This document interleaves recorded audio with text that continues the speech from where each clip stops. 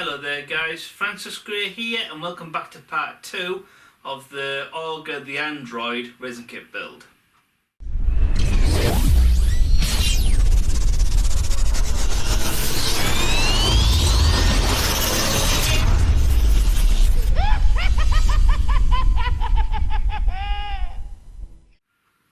Okay guys, so in the last video we did a resin kit which was in a 1:8 scale of a female character called Orga the Android from a classic anime from the 1980s which was called Space Firebird.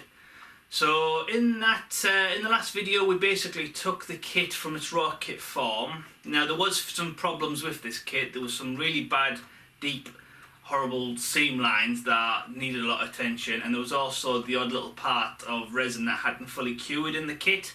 Now that leaves like it's sticky to the touch. Now you need to get rid of that as soon as possible, and you need to sculpt that detail back because you can't paint on it, because as soon as anything touches it the paint will just come straight off. So we had to deal with that problem. Then we had to sand most of the key parts down so it all fit, because there was a few parts that just wouldn't fit, especially the hair part. And then we had to drill and pin key parts so it all fits together, and then we glued it all, and then we grey primed it, and then we painted it up to a finished piece. So now that we've got our two main key parts painted, both the figure and the backpack, in this video we can concentrate on scratch building the base / diorama. So stay tuned, there's plenty to see. Okay guys, so for the next part, now I was going to use this as a base, but I'm wondering by the time I put like a pattern wall in the middle, and then the figure here, and then the backpack this part, it's going to look a bit too confined, I think. So what I'm going to do is I'm going to take this part off, the revolving part, and I'm going to attach that to this. Now I found this in my local charity shop. Now I have no idea what that is. I don't know if it's like a kitchen roll dispenser for. I have no idea. I have no idea what that is. So, but it's more or less the right diameter that I'm looking for. So the idea is I'm going to be taking this off and then placing that on the bottom of this. This just screws off. So thankfully I already know exactly where the middle centre is. So that should make that life a bit easier. And I've also got this as well, which was just in my scrap wood pile. So what I'm thinking of doing is measuring this out in the middle, marking it off, cutting it so it's like more or less a straight line, and then implementing this onto the base. And then obviously we could have the main figure this side and then the backpack the other side, and then it revolves around to kind of show like a story that she transforms from that to that. So yeah, so that's the main idea. So I suppose first things first, I should map out where these need to be lined up to cut.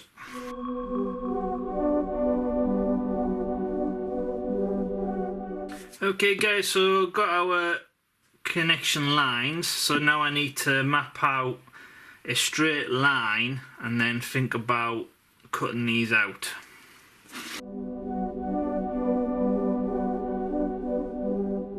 Okay guys, let's get cutting.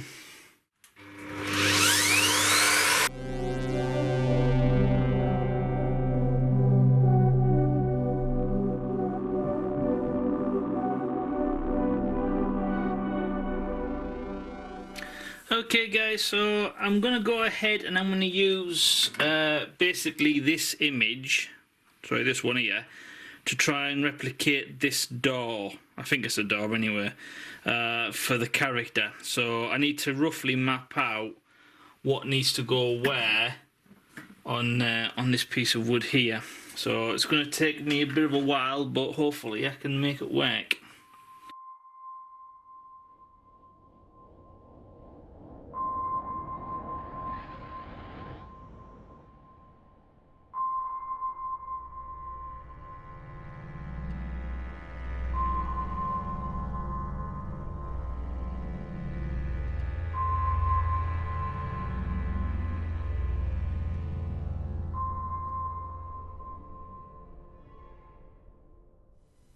Okay guys, so as you can see here, now that I've got all the main measurements, I've gone ahead and I've created separate files, or separate STL files in matter control.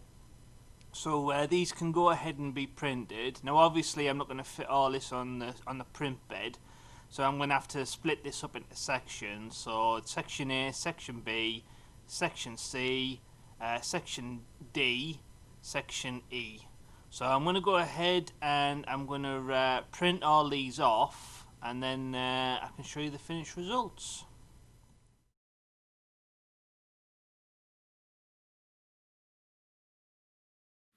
Okay guys, so as you can see there, both parts or both sides have been 3D printed. So there's a little bit of cleanup still to do. There's a little bit of like hanging on like skin on the like PLA skin on some of the parts. So I need to go ahead and I need to sand down all the edges. But for the most part, everything's measured, ready to go. Now the only part that I got wrong was these parts here. Basically, I made them a little bit too long because I incorporated this top part, and then later on I went ahead and made this part separate because originally I wasn't going to do that. So unfortunately this part here overlaps. So what I might do is I might just try and put that on the bandsaw and see if I can just trim that down a bit.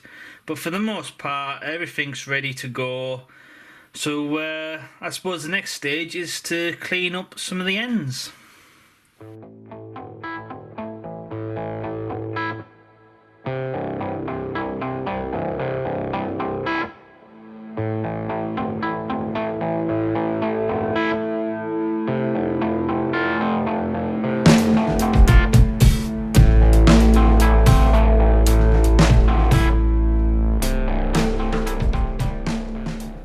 Okay guys, so I went ahead and I have put the base underneath to try and measure where it's gonna how it's gonna look, or where it's gonna go up to. And obviously we've got these corner bits like protruding over the edge. So there's not much I can do here. All I can do is obviously cut these bits off, but the only way I can think of doing it is trying to eyeball the circumference of the base. Okay guys, so that's very rough, but I now know where to cut. So instead of trying getting this perfect, because you're not going to see this, I'm just going to make straight cuts, and then hopefully it'll fit straight in place.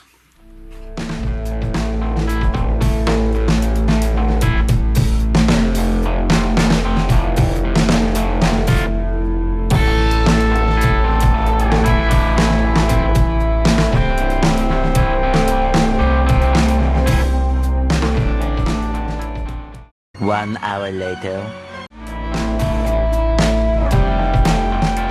Okay guys, that seems to have worked brilliantly. So for the next part, what I'm going to do is I'm going to add some of this, which is this contact adhesive, on the underside of this, and then we're going to push it in place, and then we're going to leave it to dry.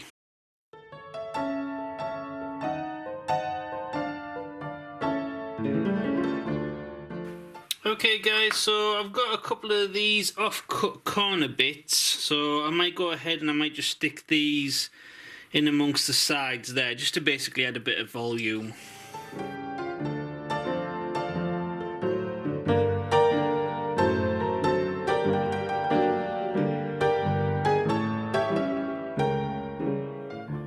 Okay guys, so these are the two main parts to the top part of the door. Now I've accidentally made these a little bit too long, so I need to chop off probably about maybe 1.5 centimeters off the top. So I've already pre-measured it, I've already lined it up, and I've clamped it down with this old piece of wood, and I'm going to use this piece of wood to help secure it in place. But I wouldn't suggest doing this at home, because this is pretty dangerous, or could be quite dangerous. So yeah, I'm going to take my time. I'm going to do it slowly, and then hopefully it's all good.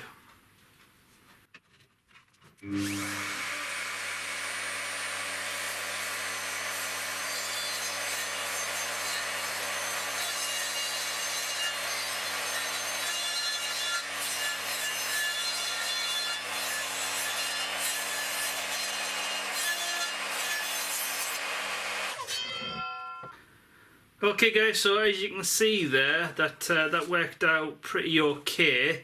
Wouldn't say it was perfect, but it'll do the job.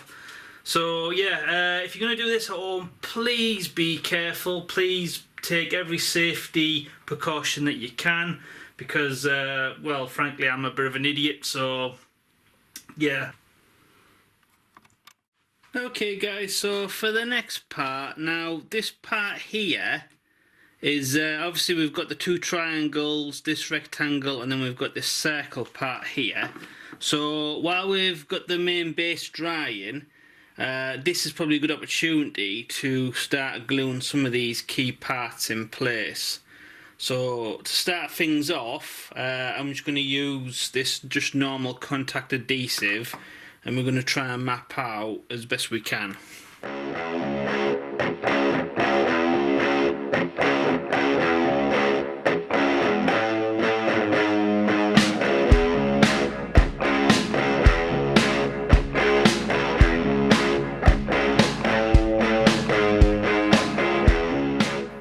Next we're going to do these circle parts.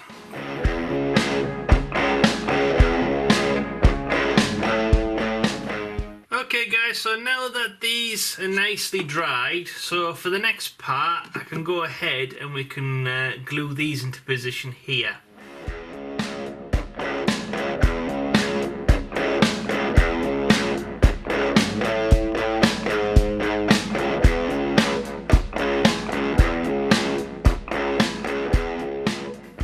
Okay guys, we'll go ahead and we'll leave that to dry.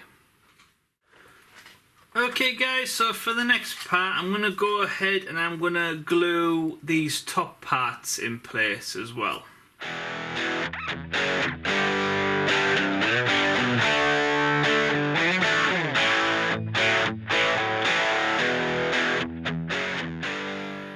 Okay guys, so for the next part, now we need to eliminate this connection seam on both sides. Now it's going to be easier to do that now, so we can get the sandpaper in and get rid of the excess, than it would be to continue applying everything else. So in order to do that, I'm just going to use some of this stuff, which is just some white wood filler.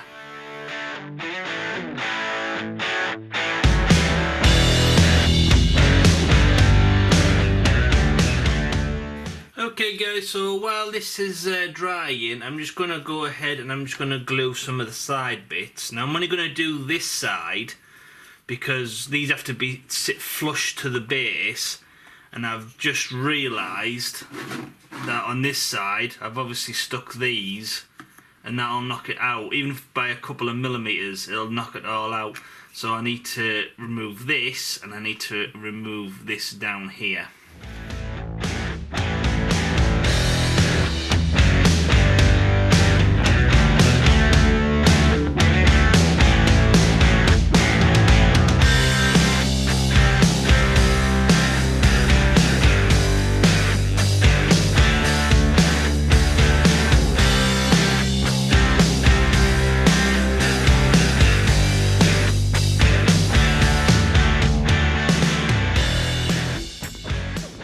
Okay guys, I'll go ahead and I'll leave all that to dry.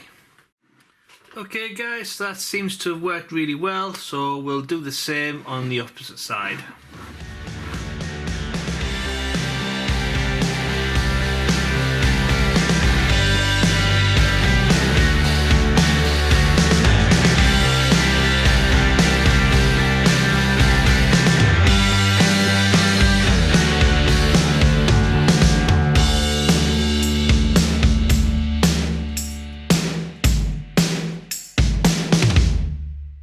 Okay guys, so at first glance that all seems to line up pretty nicely.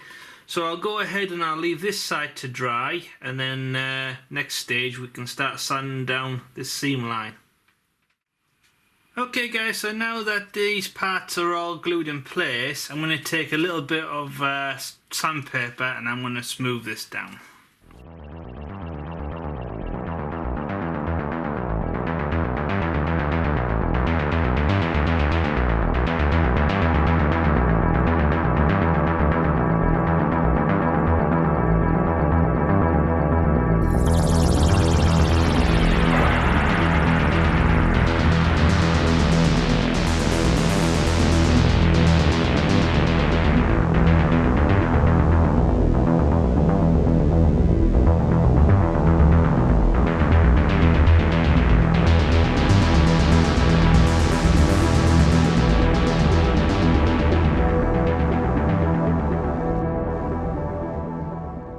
Okay guys, so for the next part I need to go ahead and I need to glue this part here, which should go here, and then this little like in and out part, which is this here, that needs to go in between. So what I'm going to do is I'm going to use this part to help cover over and hide some of this seam line.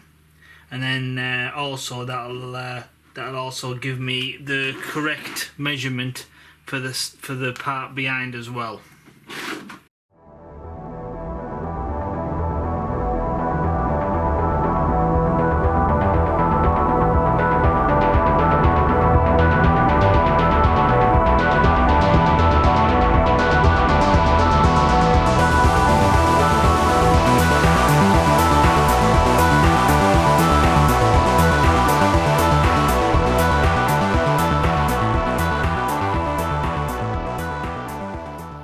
Okay guys, so for the next part I'm going to go in with some wood filler and I'm going to fill out some of these seam lines that connect the different sides, and I'm also going to put some wood filler in this top crevice part where it's overlapped. I'm going to leave it to dry, and then once dry I'm going to take some sandpaper or a file and I'm going to try and file that nice and smooth so it's all one piece.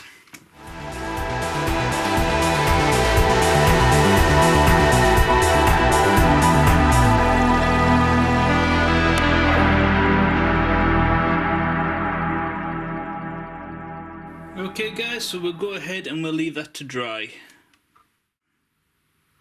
Okay guys, so for the next part, now I want to go ahead and I want to make a base, so basically a floor I suppose, so on both sides, so part A and part B. So in order to create that, I'm going to mix some of this stuff, which is Polycraft cast and resin. So it comes in two parts. This is part A, this is part B. We basically just mix equal measures in a disposable cup with a disposable spoon or popsicle stick or whatever you have really to stir it. And always remember to wear gloves as well, because this can be toxic to the skin.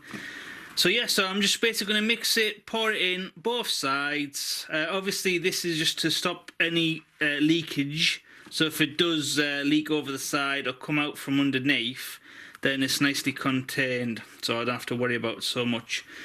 So yeah, so let's get mixing.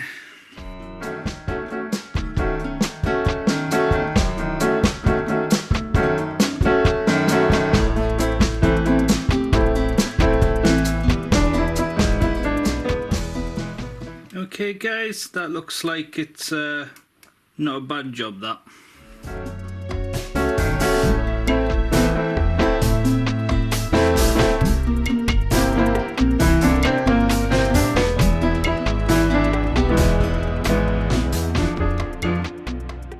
Okay guys, so now that this is rock solid now, it's done the job nice, but it's not perfect.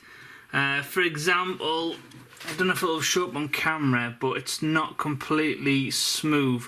Basically, once I mixed the mixture and poured it in, the bits of PLA that was underneath seems to have created a bit like a vacuum, I suppose. So it's a little bit bumpy here and here, and then a little bit of overflow here, and then a little part here.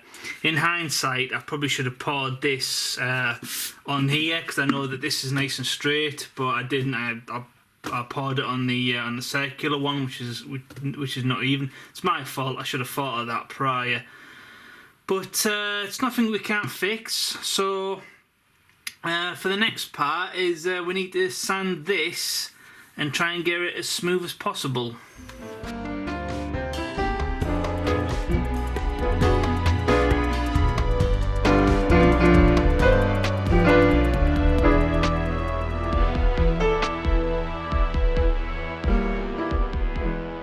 One eternity later. Okay guys, so I've been sanding this for what feels like 10,000 years now, so I've got a bit of a love-hate relationship. So one thing I am loving is the wood filler on the top of this is worked out really nice. Now if I go grey prime this as it is now, the wood filler would stand out a different shade, or you would be able to tell the difference between that and the PLA. So what I'm going to do is in one of the later steps is I'm going to get I'm going to wear a glove, and I'm going to wear some I'm going to get some epoxy resin, and I'm going to lightly go over the top, and then once dry, or I can give it a quick little light sand, and then this will all be all one piece, nice and smooth. But before I go ahead with that, I need to concentrate more on this base. Now I've got a love-hate relationship with this at the moment, so with me filling this up with bits of PLA already in there, it unfortunately, when it dried, it created like a bit of a vacuum, so you can kind of see where the PLA was, and then the resin dips down. So I managed to get rid of quite a few of them, but there is the odd one still showing up, so that is annoying me a little bit. So and I ended up taking a bit too much off this side, so I've had to refill this in with filler. So it's all fixable, it's just a little bit more work. But one thing that is annoying me is I've only just now realised that that the door is actually a little bit one-sided. So as you can see, it goes all the way up to the line on this side, but there's a couple of millimetres gap on this side. Now it's no huge deal when you're looking at it. You can see on its own axis, you can just tell a little bit, but it's no huge deal. But it does bother me that that it is there. So that's my fault. I should have made sure that that was bang on centre, which I thought I did, but I don't know if it, in the middle of the night while I was gluing it, suctioned a bit of air or something over to the, I don't know. But anyway, getting back to this, when it comes to, because this part here is going to have a bit of felt to mimic carpet, like the green carpet from the scene. Now that's good and well, so that'll hide this and it'll hide this, it'll just come straight out. But the main problem is when I get to this part here, that the felt will have to just stop, and then I'll have this awkward void, or it continues on, but then that means I've got to keep it connected, and then that'll make it a lot harder to cut it and put it in place. The only other option I can think of is I cut the sides off, so the base basically starts from here and then goes out and then ends up here. So these sides are just chopped off, gone, and then we're only left with the base on either side. So there's no actual connection to the back part. That's probably the best option, especially with me hiding this. If I wasn't hiding this and I wanted this black ridge, then I'd have to keep it. But because the felt's going over it, you're not going to see that, then it's no huge deal. So what I'm going to do next is I'm going to take a straight ruler, and I'm going to try and rule off as straight as possible on either side, see how it looks, and if it looks okay, then I'm going to try and cut off the sides.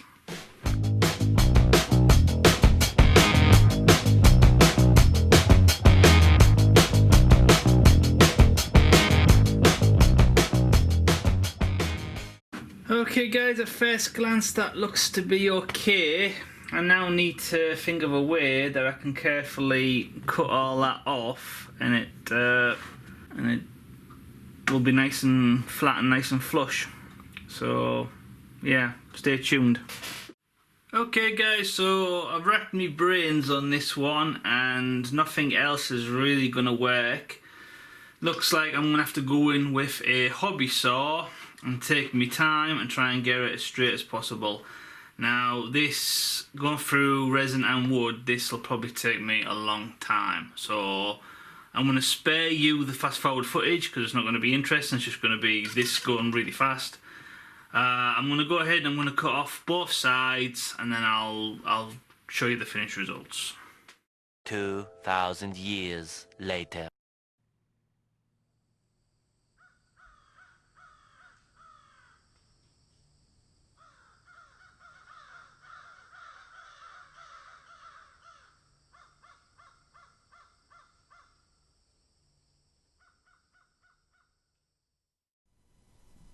Okay guys, so for the next part I'm going to go ahead and I'm going to put the base on the lathe. So as you can see there, everything's nicely centered. So the idea is I can take off a few millimeters off the base to make it a little bit more symmetrical on both sides.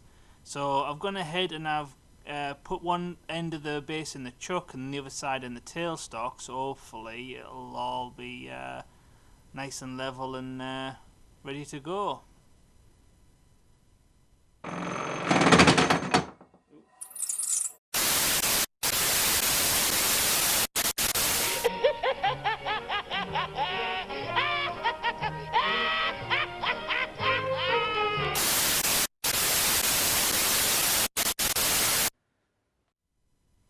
Okay guys, so as you can see that went horribly wrong, so this is part 2, or take 2 if you like. So yeah, so what I did was I put it on a different chuck on the other end, so this should spin around a lot better and it won't wobble on the end as much. So wish me luck.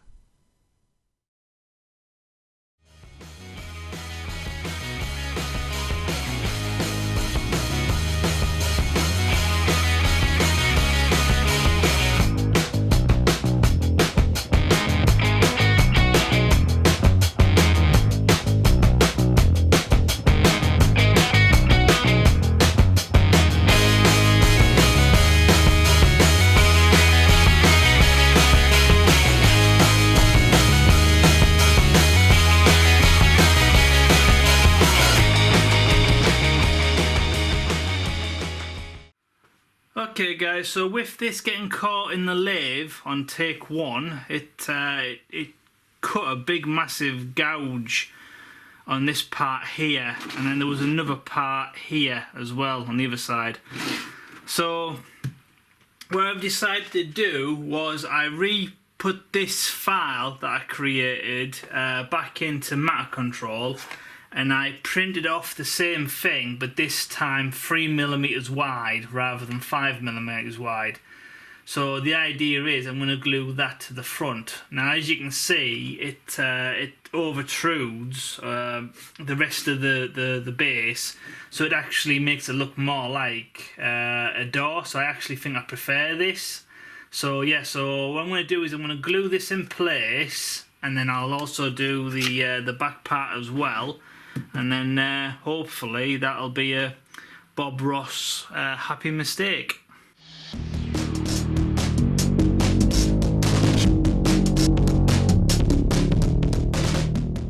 Okay guys, I'll just leave that to dry and I think that'll look really good.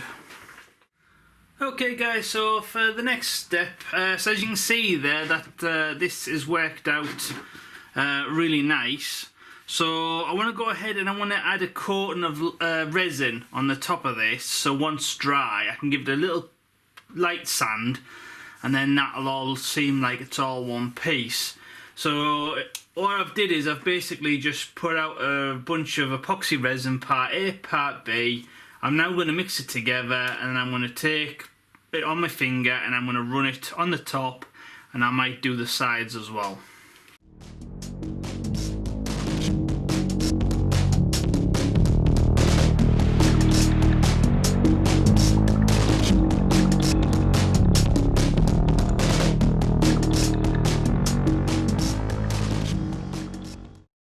Okay guys, so I'll leave that to dry. 1 hour later. Okay guys, so this is all nicely dried now, so I'm going to give it a quick light sand with a sanding block, and then I believe that this is ready to grey prime.